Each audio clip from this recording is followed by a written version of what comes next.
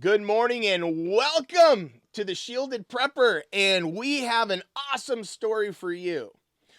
The story we're going to be sharing is out of the LA Times, and it's about how the wealthy are becoming more and more prepared and how they're spending big money right now to do it, and why you should know about it. And why it's important for us to do the same thing. Regardless of their preparatory choices, we have to make those same choices for us. So let's get into this. I'm going to spend the next probably minute and a half touching on a video. So if you desire to fast forward, you may, because this article that we're ending with is really eye-opening and why it should be important to you too. And going back, the Economic Ninja a couple days ago had shared a video called Food Stamps About to End. And many of you probably saw it. It just landed on me differently. And I've watched golly, he has thousands of videos out. And I've seen 1,000 of them probably or more. I'm not quite sure. That being said, he really talks about how the events that are happening right now are going to increase and they're speeding up. He gave a website about this prophet, John Paul, and he has this website, preparingfortheperfectstorm.com. Now, I didn't get a chance to go watch a bunch of the content on the website, yet what I did notice, and I thought it to be valuable, and I desired to bring it to you, was on the left-hand banner, it said Joseph's Pantry.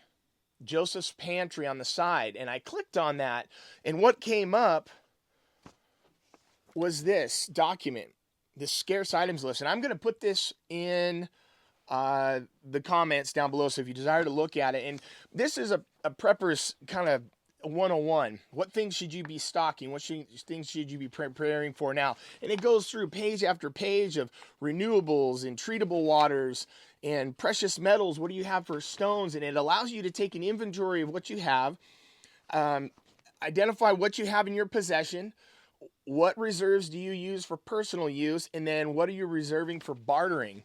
Now, we don't know how deep it's going to go, yet these are really great tools for us to remind ourselves why it's necessary. So Ninja, thank you very much. This next article is connected to something that Ninja says a lot, and we're hammering on this because he's influenced my life, and I know he's influenced yours, so let's just talk about what influence is. This great hashtag that he uses, we're prepared and not scared. And why is that important? It's because we're choosing to do something ahead of time, and those that are unprepared, when they get smacked with the reality that is ahead of us, only a couple of months ahead of us, they will be scared. The unprepared will be scared. We are prepared and not scared. The reason we're choosing to follow that is because we know the fear that can happen in a moment's notice. We have to be really serious about this. So just so you know, we are prepared and we're not scared. We're talking about these uncomfortable things now, so when they do happen, they don't hit us with fear, with doubt, and with worry, which are spirits that are on this earth right now. And if you allow them to be over you, it's numbing. It'll stop you in your tracks. So release it. We're prepared and not scared. Let's get into this article. All right, so we're at 3 minutes and 51 seconds. Went a little over. And this is important. I'm not going to read the whole thing to you. I am going to summarize it, and I'm holding this in my hand right now. And it's pretty robust. It's like 12 pages. This is out of the LA Times. $150,000 executive protection dog. Rich LA homeowners are snapping them up. Boy, are they snapping them up. This was a really interesting article. These dogs are looked at by the wealthy as an investment, and it's interesting how they position these because they amortize this cost that these dogs are, ranging from $50,000 for a lower grade general, $50,000 for a low grade protection dog, all the way up to over $225,000. Some of these dogs are that are highly trained, and their number one purpose is to be a family friend and a family member foremost.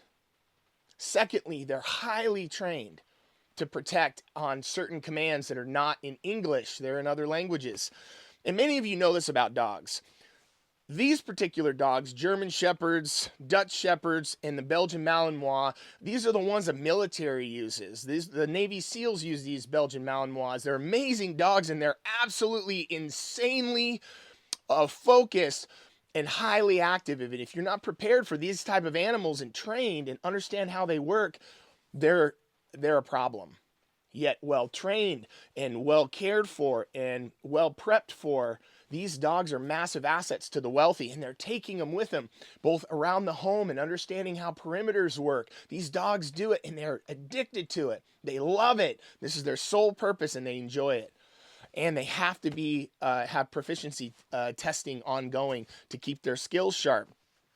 So much so that this one particular man that they're talking about in the article said, I amortize it over the life of the dog. So if he pays $150,000 for this animal, he says, I amortize that over a 10 or 15 year period, and it doesn't seem that bad. And these dogs are vicious.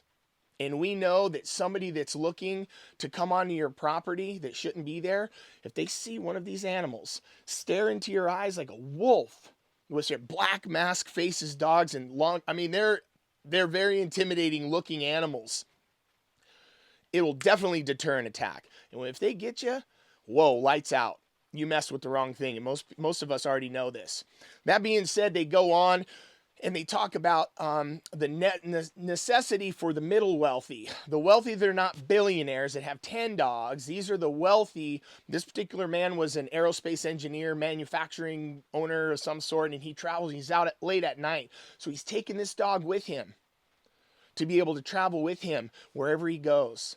The average human daily protection is $150,000 a year.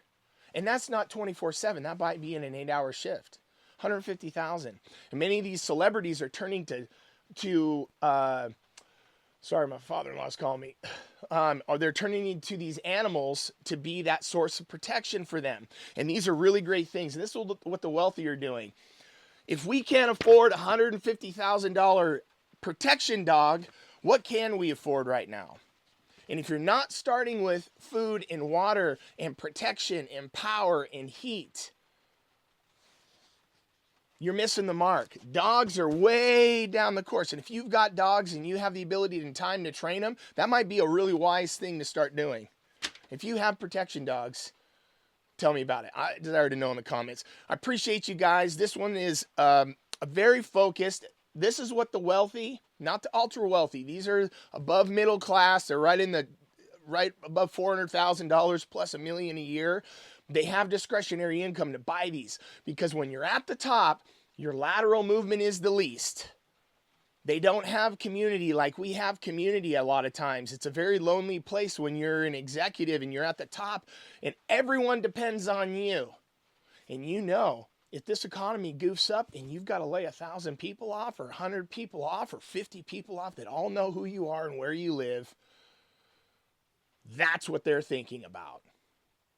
Same reason you and I should be thinking about if we have food and water and power and protection and all of these other components situated, and we have gold and we have silver set aside and we have a cash reserve and we're out of debt or real close to working on that, we have permission to start preparing for others and start thinking about other things, just like this article. Let's think about other things. So bless you guys today. In the name of Jesus, this is going to be an awesome day. Continue to grow your shield and preparedness. It's not just about stuff. It's a mindset. And I encourage your mind today. Have an awesome day, guys.